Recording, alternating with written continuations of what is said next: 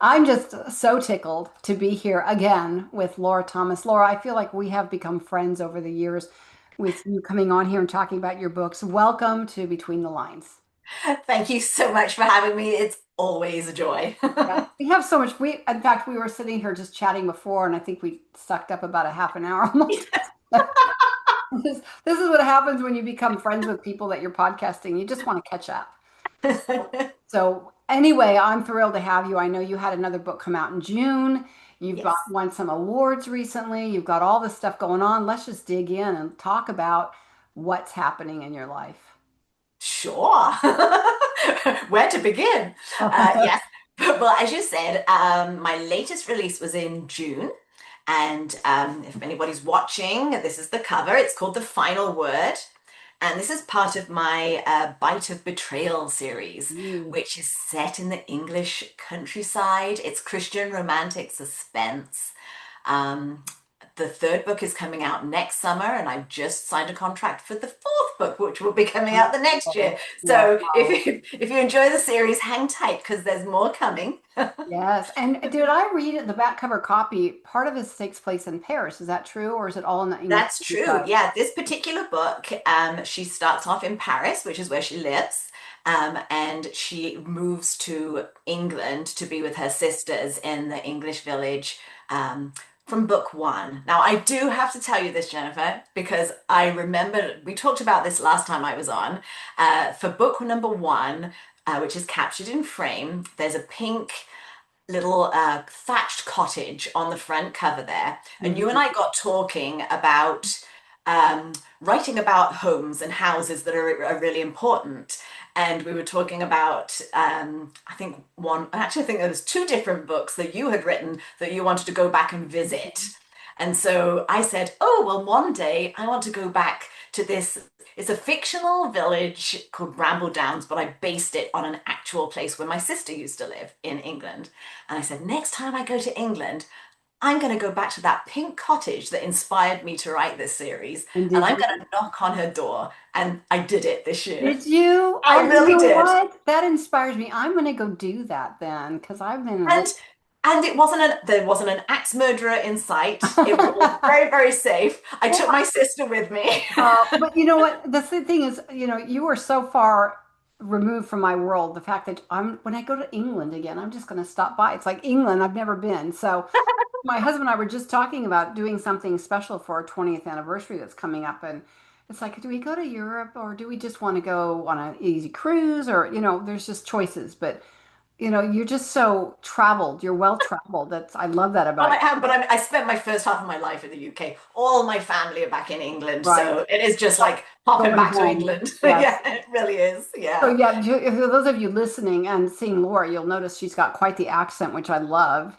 So Still, Living in Canada, British yes, Columbia, but yes, raised in England. So you've got a little bit, and I noticed you and some of my other Canadian friends love to use the word literally, and you say it so well, literally. literally. Literally, Oh, yeah. what do you say?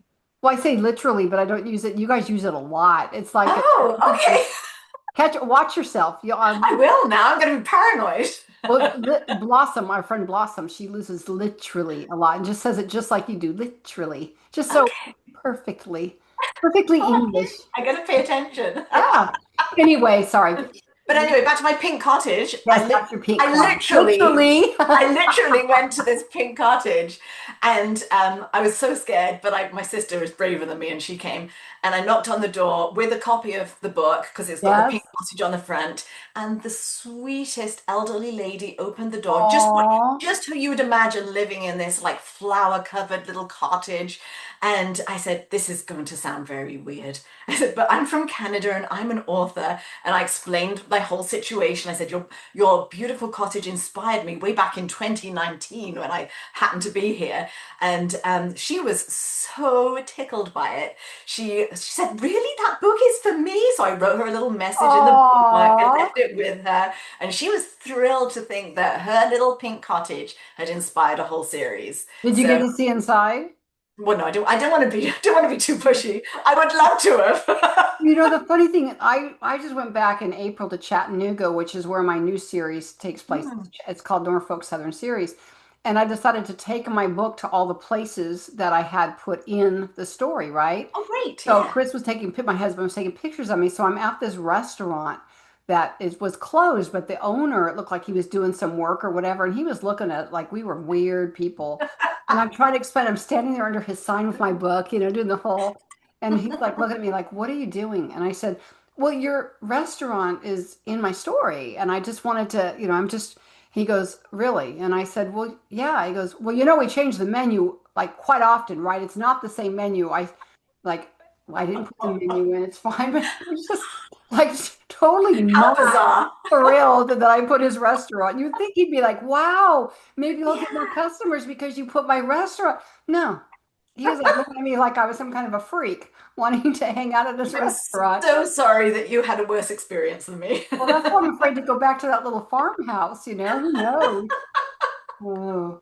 Yeah, I definitely lucked out with my cottage for sure. Oh, that's sweet, though. Yeah, sweet Yeah. that you could do that. So tell Yeah. us about your new one. It's the final word, and I love the title of your series, A Bite of Betrayal. Ooh. And Yeah. this is Yeah. all So romantic suspense, right?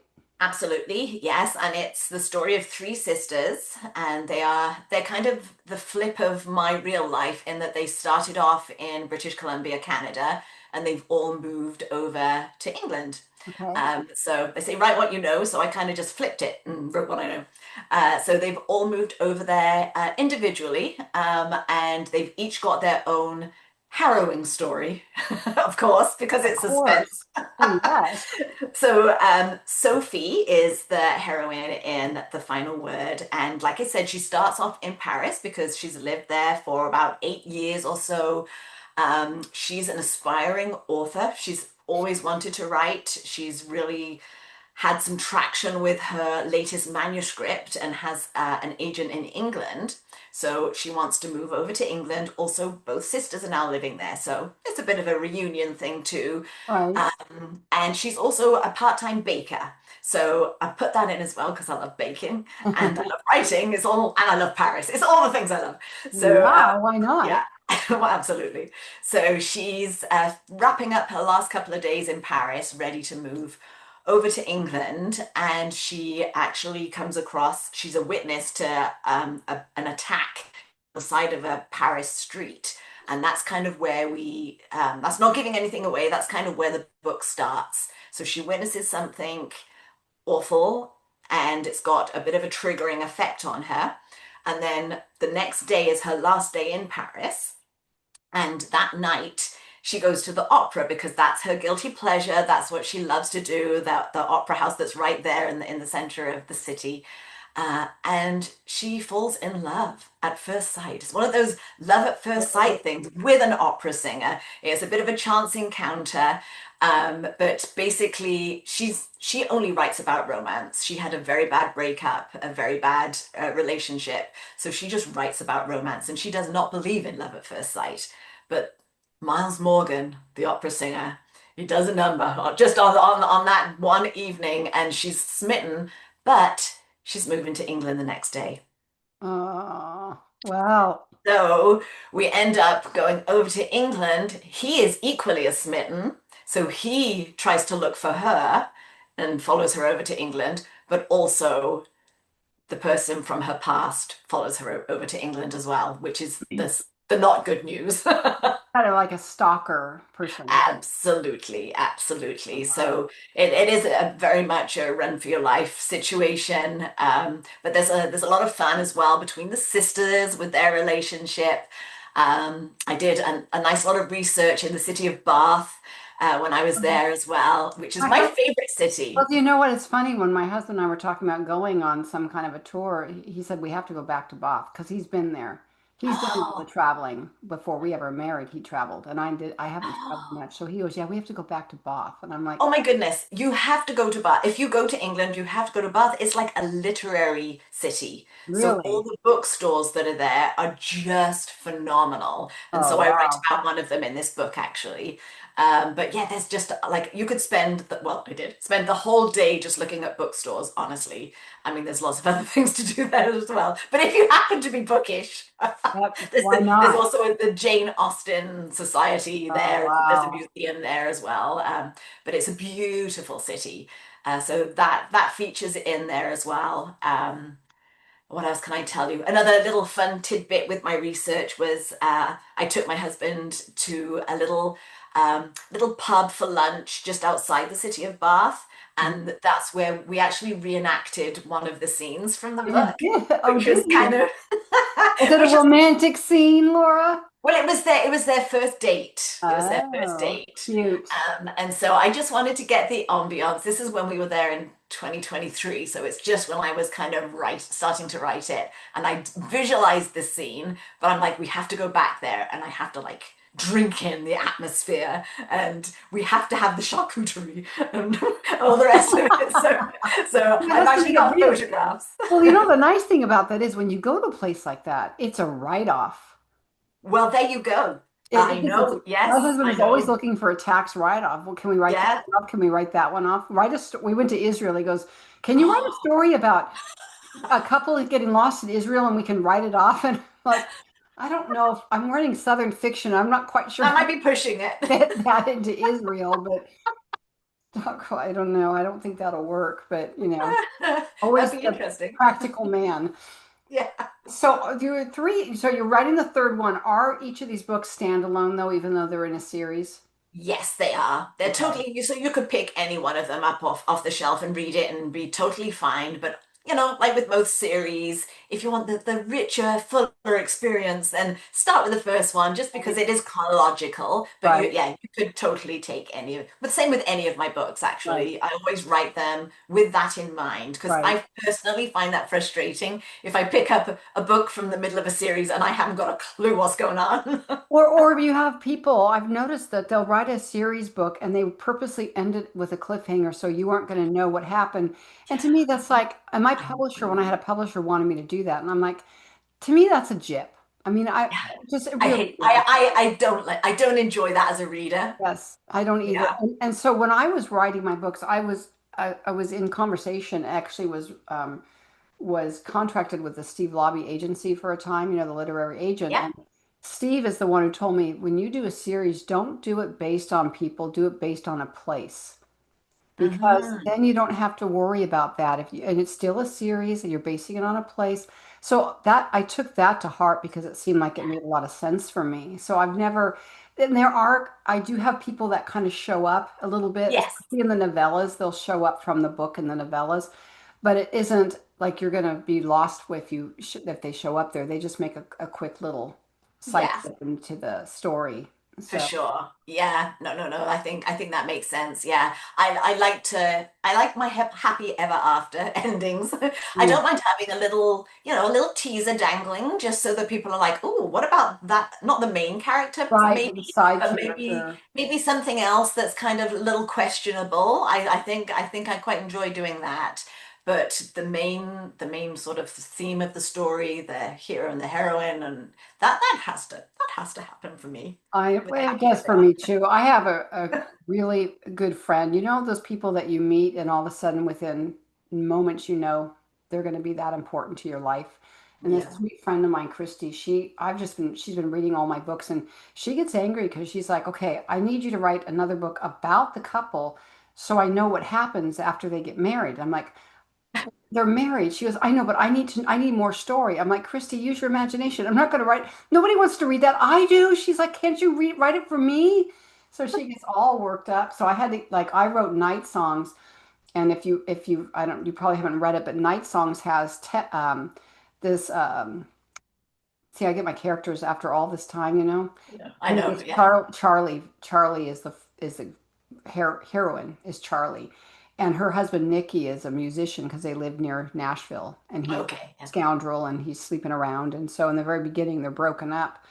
But I wanted to redeem Nicky. I wanted to give him a redemption story, and so I wrote a Christmas novella with him, and it came later after his real downfall and then coming back and having his own redemption story. So sometimes I like to do that. That's nice. Yeah. Yeah.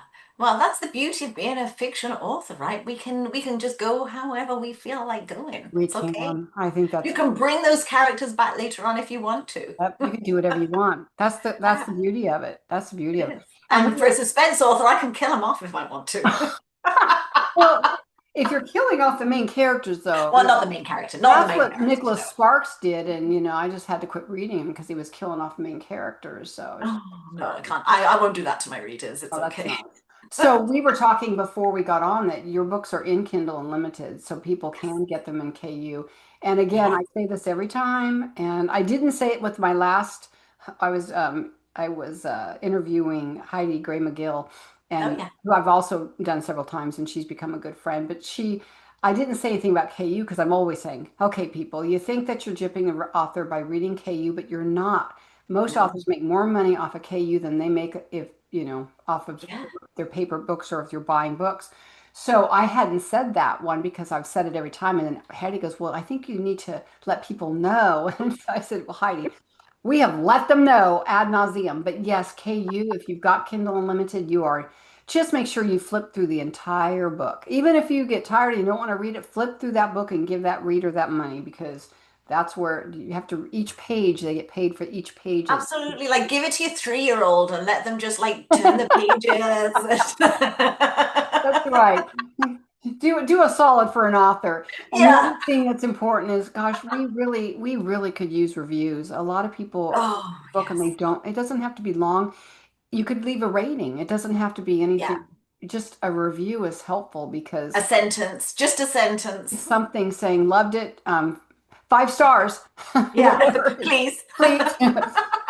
Although I will tell you, I am a firm believer in starring the books as I see them because, especially as an author, that if I recommend a book, I want people to know if this is a 3-star read, I'm not going to give it a 5 star. So I tend to Oh, yeah. not try not to review unless they're really good because it's hard as an author to review another author. It feels like you're being nitpicky, and I can be. Yeah. So Yeah, yeah, I hear you. Although I know for like for Amazon, even if you get like 2 or 3 stars or whatever, it's still better than not getting a rating, that's right? Because right. even Every if it's not rating, a great review, it all counts. it does So, count, you and know, it's important. personally, I would way prefer the 5 star.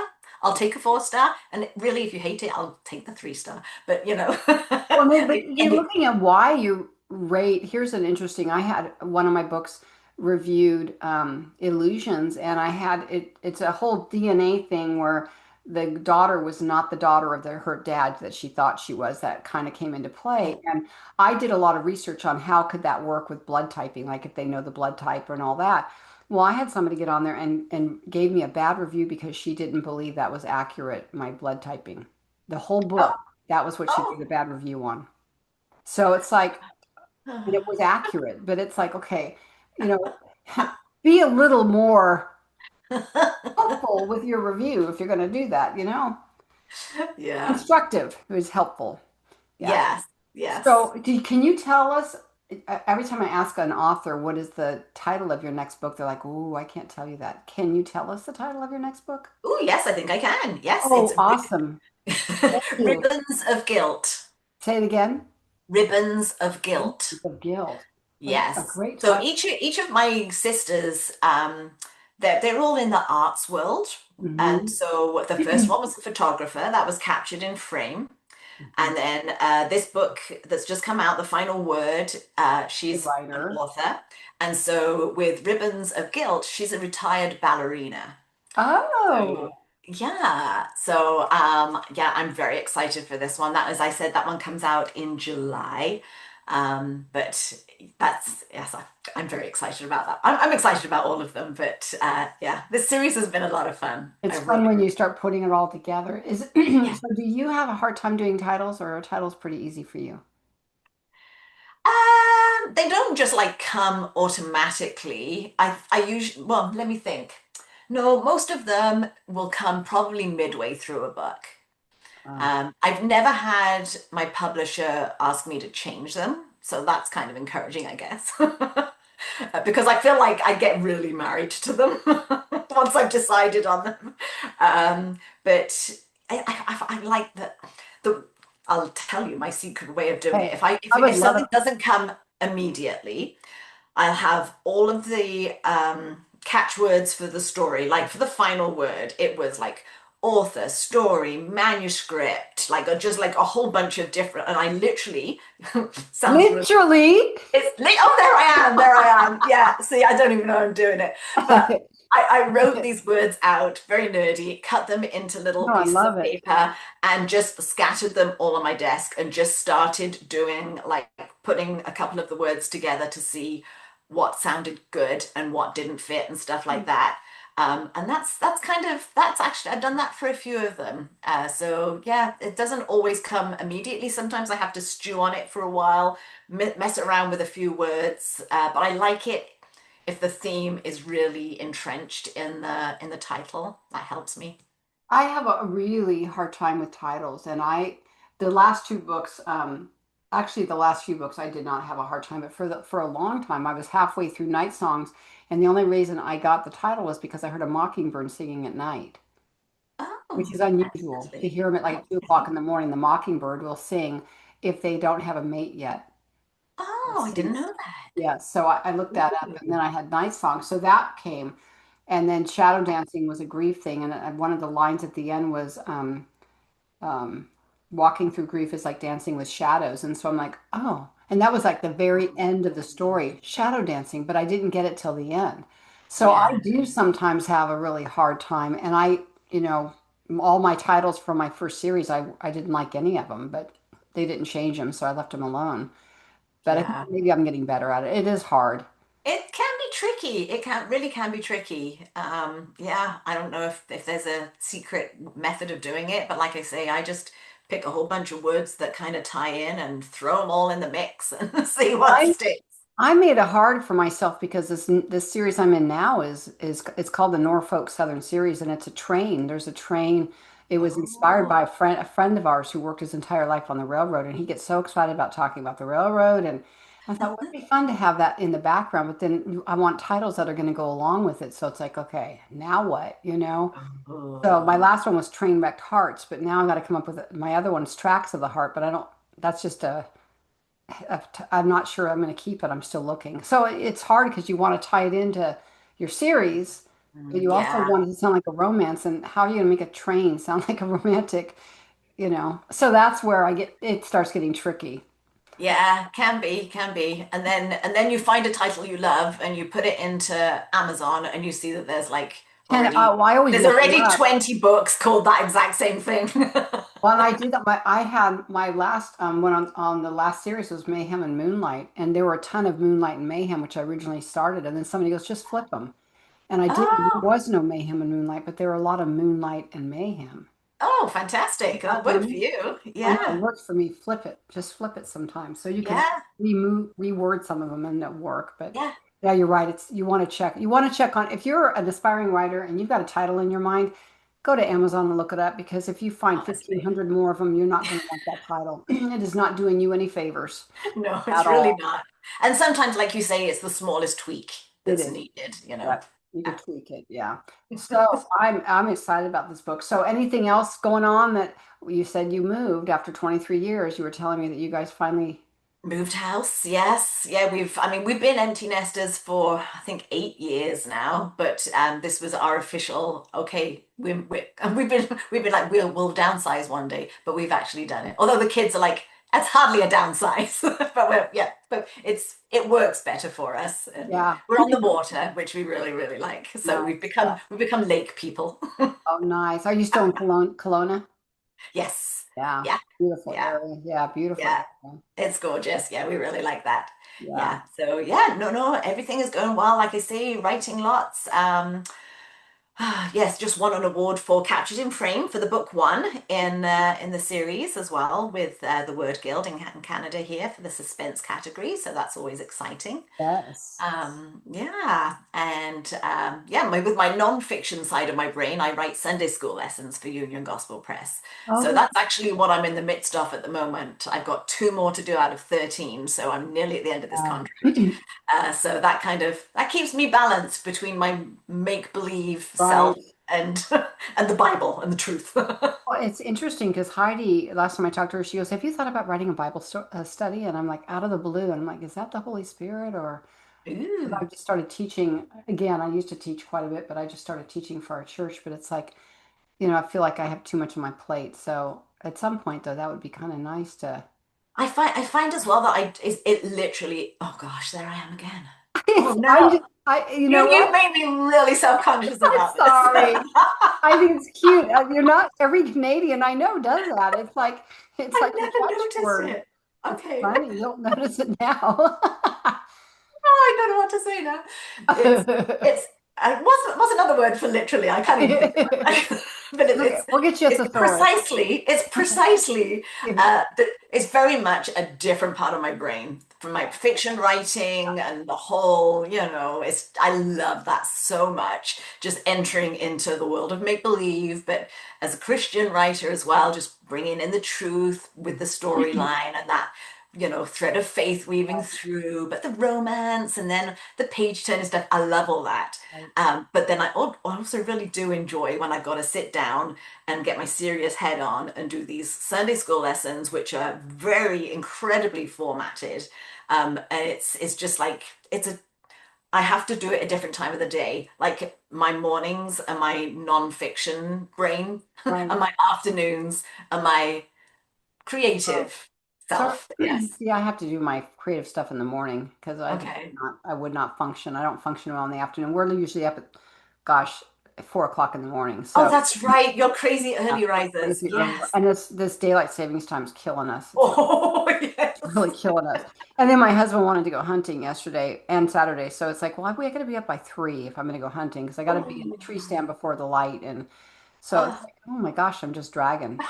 So anyway, um, I did want though to ask you something, and my mind just went blank on that. Oh, your Sunday school lessons. Are you writing that for particular? Are you writing for adults or are you writing for children when you do that? I've been doing this for probably a good 10 years actually for different age groups, but Okay. for the last few years I've been doing age 12 to 14. Okay. So they've Interesting. kind of niched me in there, and it's I quite enjoy that age actually. Yeah. The younger kids was fun, but you have to kind of simplify a lot. This age is like they can handle a lot of sort of more serious nuggets, and but you've also got to make it super engaging That's why I because liked teaching middle school. Middle school is oh the age where right, you're at yeah, that, they get more, right? You can yes, dig deeper with them. yeah. Yeah, I liked And they that. start asking those questions, Mhm. so it's Yeah. yeah, it's quite an enjoyable age to write for actually. Well, that's what I was doing with my blog posts because I was writing a serious, they were always faith-based, whatever I was learning in my walk, like a devotional kind of Yeah. thing, which I was doing, which I'm not doing at this moment, but I did a lot of that. So yeah, I can see where it's a different use of your brain and you can think in a different way.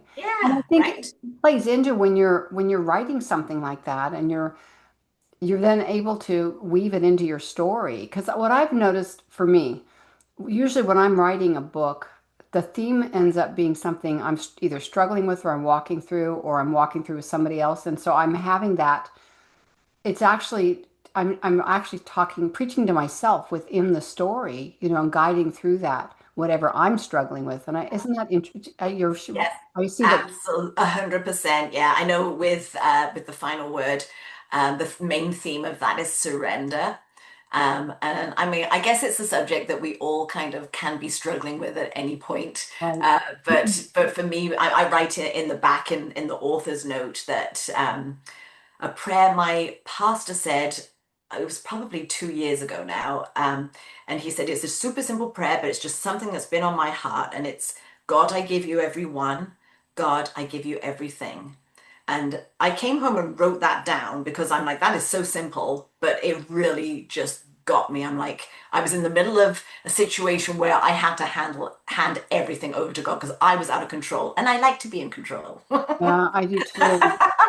And The problem. just yeah, I know, right? But so, being able to literally say, God, I give you everyone, all those people that are on my heart, my kids, my grandkids, my everybody that I'm worrying about, whatever else. And I give you everything, all those situations, the things that I thought were supposed to be going this way, but they're not. being able to come to that place. Hmm. Well, for both of the hero and the heroine in this book, they both were for very different reasons, but they both literally had to come to that place as well. But yeah, for sure. It was working on my heart as well, and that it's quite a beautiful thing when God does that, It really, is. isn't I it? You just know? had a younger woman, a mom of three girls that I just adore from our church. I was doing a Sunday school with her, and she asked me, she was, "How do you?" Because of some of the things that I have dealt with my son, especially, I have not shared publicly. It's something that he's gone through, and she said, "I don't know how you deal with it without it just tearing you to pieces. How do you deal with that?" And I said, I have to remember that God loves my children far more than I could possibly love them. And when He allows these hard things to happen in their lives, He's got a reason, a plan, and a purpose. And if if you can't come to that point, you're going to have a lot of hard times because your girls are going to go through stuff. They just do. You Yeah. cannot get through life without being unscathed. No. And if we have to feel like we have to be in control and it's going to tear us, it's going to destroy us if we have to walk through that, we're not going to make it. Hmm. Yeah, so it Yeah. really is. It comes through. You have to come to, and sometimes He allows the hardest things to get your heart surrendered to Him. It's Yeah. not an easy path. Anybody who says being a Christian is easy has no idea. No, no, no, no. But on the flip side of that, I can't imagine not Not having God in exactly. my life and someone to pour all this out to and to carry all Well, this you're still going to go for through me. stuff, whether you're a Christian or Yeah, not. You're going to have yeah, stuff, but when absolutely. you're walking with Jesus, Yeah, makes all the difference. actually, you're not walking with Him. He is carrying you through it. Yeah. It's like the Yes, footprints in the sand thing, the yes, yes. carrying you through it. And I don't know how people keep their marriage together without that. I don't know how they function. I really don't. So just those of you out there who are not walking with Jesus, I pray for you. I pray that you will hear this message and give it a thought. Give it a thought. And you know what? My emails are everywhere. Email me. I'll be happy to talk to you about it, and I'm sure Laura would too. Absolutely. Yeah, for sure. And that's Okay. that's the lovely thing about us, even in our fiction writing, that we can weave these real Truths. real and raw stories, right? These flawed individuals in the characters that we create. Mhm. Um, we can draw on that and just show people how they have to come to the foot of Jesus, really, at the end of the day, to make whatever it is in this particular scenario, to help them through it and to let them thrive at the end of it. Absolutely. Yeah, And knowing that this is a blink. This life is a blink. It is not our home, you know. yeah, As much as we love it and we have family and we enjoy our life here, it's yeah. not our No, home. no, the best is yet to come. The Laura, as usual, it has been such a pleasure. I wish you lived closer. I'd hang out with you and have coffee with Well, you. you need to come and visit Blossom. Blossom was at my house last week. Like we could get together. You need to come to British Columbia. Yeah, him and my husband's one of his best friends live there too, right there in Kelowna. Oh, Yeah, there they you lived go. not Kelowna, but they taught at what is the university there? There's a university Oh, close by. UBCO? Yes, yes, Yeah. they taught Yeah, that's both of them. Kelowna. Yeah. Yeah. Anyway, I will have to do that. It's been a pleasure. I will make sure that all Laura's information, the links to her books, the links to her website, everything is in her show notes so that you guys can see it. And was really blessed, Laura. Thank you so much for chatting with me today. Oh, it's been an absolute blast. Thank you so much for having me, Jennifer. You're welcome. I wish you the best. Until Thank next you, you time. We'll have too. to do this Yes. next time with your next book. Yeah. Next book. Yeah, I'll be back. Okay. Awesome. Thank you. Bye. Bye bye.